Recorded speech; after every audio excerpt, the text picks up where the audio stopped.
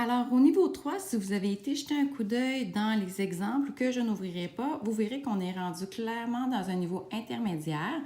Toutefois, dans le cadre de cette petite vidéo, nous allons voir quelques fonctions, quelques blocs de programmation qui pourraient vous être fort utiles. Alors, dans votre défi, on vous demandait sur un trajet quadrillé que vous avez dessiné avec votre crayon, avec vos feutres, de venir faire voyager Ozobot. Donc, je vais débuter, je vous suggérerais de prendre les boucles. Je ferai remarquer qu'il y a un bloc qui apparaît, Breakout of Loop, qu'on pourra mettre à la fin d'une programmation qui permettrait à la boucle de se terminer. Donc, on ne l'utilisera pas, mais nous allons prendre, vous pourrez le tester, nous allons prendre pour ici Repeat Forever. Donc, on va faire en sorte que la boucle se poursuive jusqu'à temps qu'on décide d'enlever le robot du chemin. Et on va aller dans les lignes de navigation.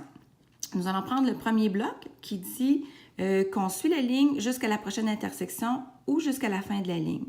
Donc, programmé de cette façon-là, le robot ferait exactement la même chose que le programme par défaut qui est déjà en lui. Donc, quand je clique une simple fois, donc un clic, le robot suit de façon automatisée les lignes et va tourner de façon aléatoire. Donc, nous allons ajouter déjà un petit quelque chose. Nous allons ajouter l'élément de vitesse. Donc, disons que je lui dis, tiens, va lentement, suis la ligne.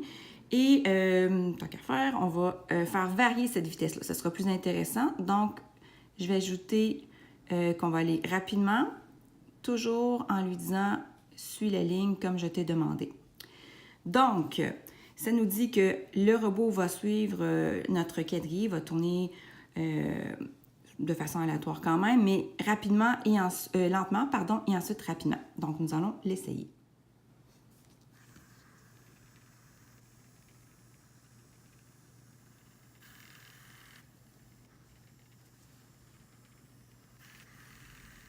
À partir de ces blocs, on va ajouter un petit quelque chose de spécial.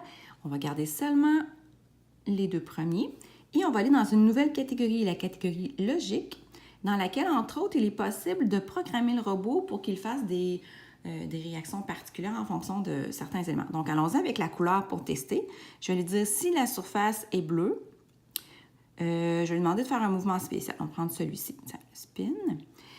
Et je vais ajouter aussi, on avait vu un autre bloc ici.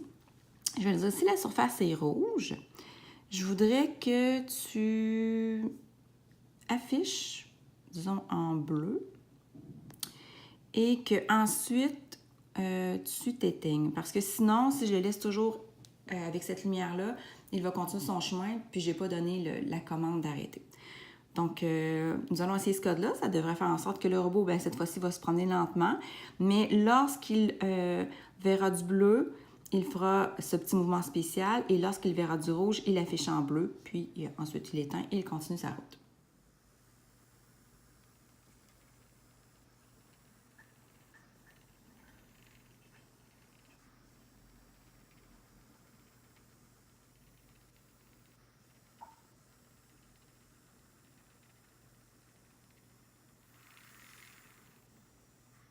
Ajoutons aussi une information qui concerne cette fois seulement Evo. Donc, dans Evo, il y a les sensors.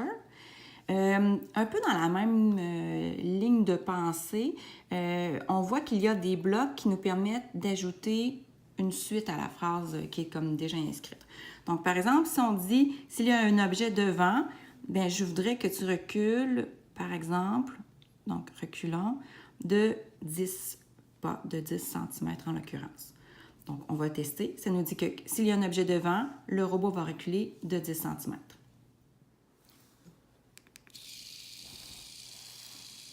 Donc, Ozobot a reculé de 10 cm.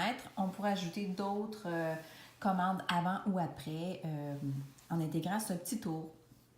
Finalement, un dernier petit élément, nouveauté au niveau 3 qu'on retrouvera encore aussi uniquement chez Evo. Ce bloc-ci qui va me permettre de laisser Ozobot libre dans ma feuille de papier. Et lorsqu'il va voir une ligne, je vais lui dire de faire quelque chose. Donc, je ne changerai pas la vitesse. Je vais dire quand tu vas voir une ligne, je vais lui dire par exemple, si jamais la couleur est rouge, tu vas faire un son. On va dire, disons, un son heureux. Donc, nous allons le tester.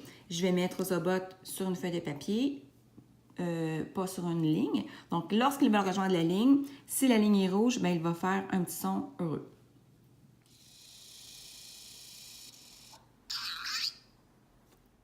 Alors voilà, je vous souhaite une bonne suite d'exploration avec vos robots.